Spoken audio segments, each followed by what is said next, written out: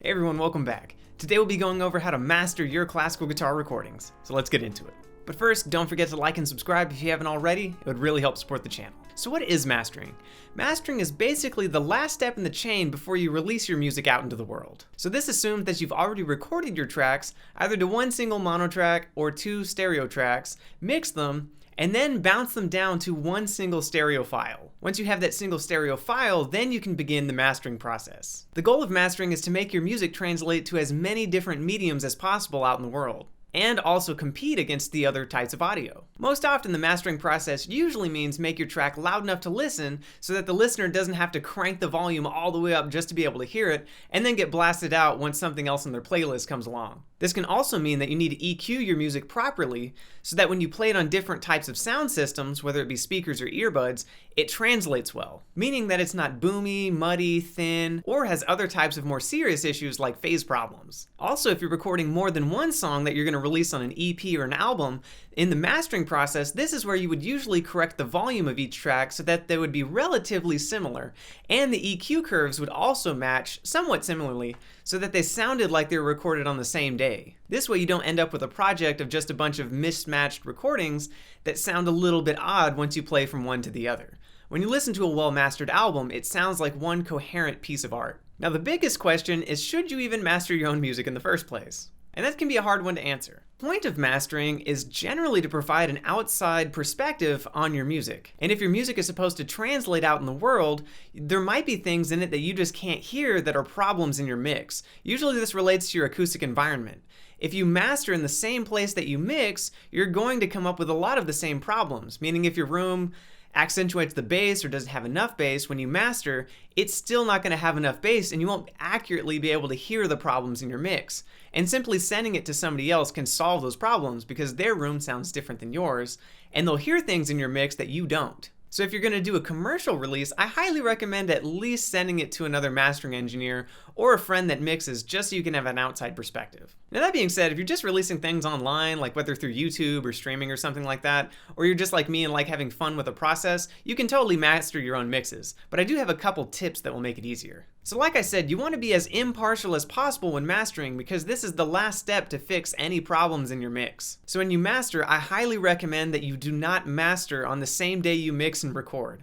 I don't even really recommend that you do it on the same week. Now, if you're on a tight YouTube deadline, this isn't always possible, so take it with a grain of salt. It's just kind of a best practice guideline. But the more distance you can put between the mixing process and the mastering process, the better your master will be. You'll hear things in the mix that you didn't hear upon first mixing it. I also recommend, if possible, when you're mastering, to listen on as many different types of speakers as possible. This is where I usually pull out my headphones, earbuds, listen to it on the car speakers, hear how it sounds there. If you have like a home theater system or something, listen to it on that. Try to get as many different reference points as possible. So true mastering can be a very dense and complicated subject, so for the purpose of this video, I'm just going to show you how to make a quick and easy master of your music. So let's head over to the desk and check it out. Right, so I'm in Studio One and I have a mixed version of the Cathedral by Barrios pulled up, and I'm just going to quickly walk you through what I do for a quick master for either YouTube or maybe streaming. Now I'll be using Ozone for this, but all of these plugins are available in almost any DAW, even including things like GarageBand. I'm using Ozone because I can easily see the layout of the plugins and I don't have to keep switching windows. But basically I have an EQ, a compressor, an imager, and then a limiter at the very end of my chain. So my mastering process is a lot like my mixing process. I would listen through and then try to find any problem frequencies with the EQ. So normally I would play it and then isolate the various frequencies and then maybe pull them down or accentuate them. Usually I just try to take out problem frequencies and maybe throw up a high pass or something that cuts off a lot of the low end that would get a little bit boomy if you played this on something with a sub, or sometimes the reverb tends to get a little muddy. But I'll show you what I mean. So I'm going to play it and then isolate some of those treble frequencies.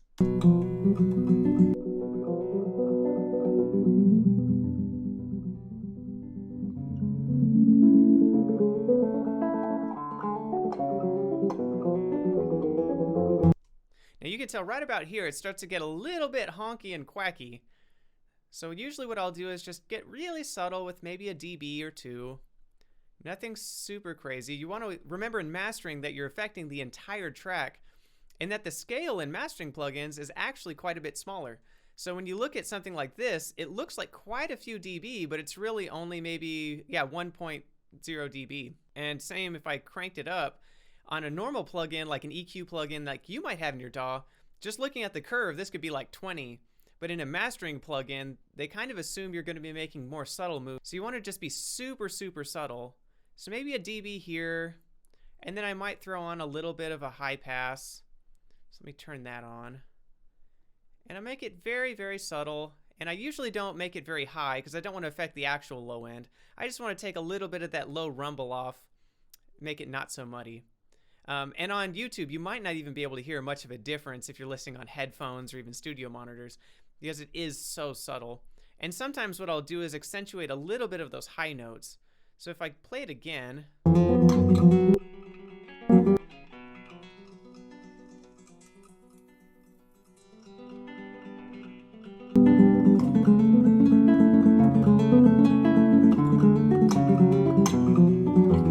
I want to be careful with the high end because I could accidentally start accentuating string squeaks. But this is generally the part that you'll hear if you're listening on a cell phone or just most speakers in general, because this is where most of your information is that you'll be listening to. Having a good low end is nice, and this is just kind of like crispy string squeaks, but this is the bulk of what you'll actually hear from the guitar sound. So I want to stay very subtle, again, only maybe a dB, but I'll do a quick before and after. And again, it's very, very subtle.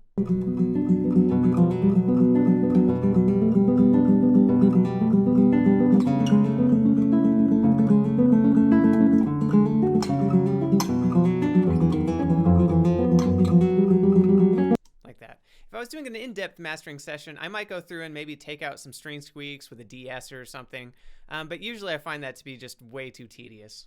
Now the next step is compression. I don't normally do a lot of compression unless I'm doing a piece that's really, really dynamic with explosive Raschiatos or something like that, because as a classical guitar player, I want to preserve as much of the performance as possible that I work so hard for. All of those nice dynamics in the performance, I don't want to just squish it and have it come out as a brick wall. So usually what I would do is find like the loudest Raschiato and then adjust my compression to that. But since this piece is not super dynamic, I don't think I'm going to use any compression other than maybe the final limiter. So I'll go ahead and turn that off. Now sometimes I like to add a little bit of stereo imaging just to widen it a little bit. And again, subtlety is key. You don't want to just straight spread your stereo image all the way out, because you'll end up with things like having a hole in the middle of your stereo image, or you'll have awful phase problems that when you listen to it on mono, like a phone speaker, you might not be able to hear anything. So that can get a little bit crazy. So let me do a little before and after and I'll show you. So I'll play it.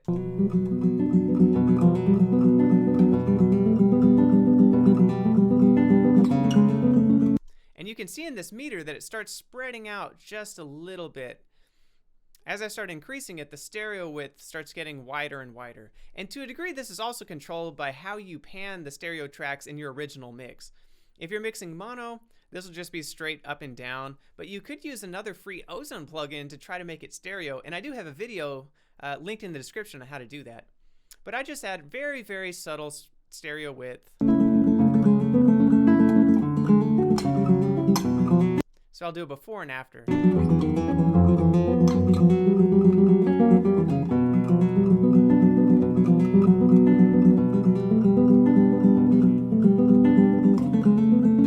Again, very, very subtle, and I mostly only affect the high end and the very, very high end. And I leave the bass alone because as you start widening the bass, you introduce a lot more serious problems. Now lastly, you have kind of the most fundamental part about mastering, trying to make your mix translate to different types of media and also compete with the loudness of other mixes. Now, thanks to streaming, the loudness wars are mostly over, and you don't want to straight squish your music into a brick wall. Again, you want to preserve as much dynamics as possible, but make it fairly listenable. If it's too dynamic, you might have to actually have your listeners ride the volume control and turn it up and down, which is just a huge pain. If you ever listen to orchestral recordings where the pianissimos are so silent, and then they play a huge chord and now you're deaf, that's kind of why. They usually don't use a lot of compression, even though sometimes I think a little bit would go a long way. So what I normally do is I set my ceiling, and these controls will be the same on your limiter as well, but usually what I would do is I would set my ceiling to maybe 0.5, just so it doesn't have any chance of clipping at all, even if you convert it to an MP3 or something later on. And then start steadily lowering my threshold until it increases the volume, but I don't start seeing gain reduction. On this meter and the metering that you'll find in your DAW, if you start seeing gain reduction, that means you're actually clipping off audio and reducing the dynamic range, which can be good if you want a really, really loud master. But if you're doing classical guitar, you really don't want a super loud master. That would be like if you're mastering Metallica or something crazy. For classical guitar, super, super subtle. So this will get loud, so fair warning. If you're listening on headphones or something like that, you might want to watch your volume control. There's really the only way to do this. So kind of turn it down and you'll see what I mean. I'll lower it down to where you start getting a lot of gain reduction and maybe a little bit of distortion, and then raise it back up to where I think it's comfortable. So I'm going to play basically the loudest part of the song. There might be a little bit of kind of louder sections in the middle, but just for demonstration. Again, watch the volume.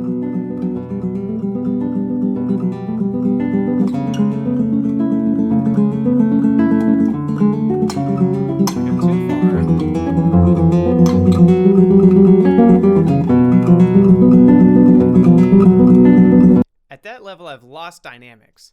So I'm going to play it again and back it off, because you can see where it's dipping down and taking out all of my audio. Like when these peaks happen, the limiter just kind of ducks that back down because it's past the threshold.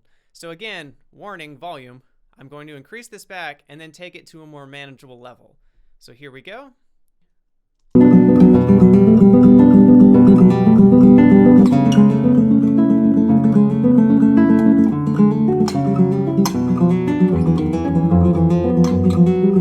There we go.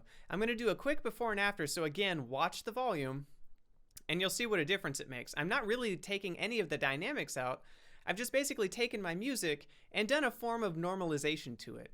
I don't normally use normalizing because sometimes, depending on the algorithm of the DAW, it can actually lead it to clip in certain circumstances. So I really like to do this manually. So this will be before and after, and again, watch your volume. Before.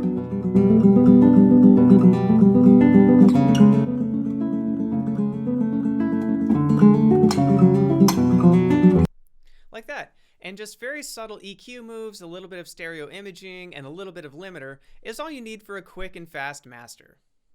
Now, if I was doing this for an album or an EP, this would be much more involved and take much more time. But for things like YouTube and just little streaming releases, this is perfectly fine. And it's kind of a fun way to learn about how mastering works and will affect your audio after you're done mixing. But that's pretty much it. So that's my time. I hope you enjoyed this video. If you have any questions or comments or topics you want me to cover in future videos like this one, please leave them down below. I'll see you guys in the next video.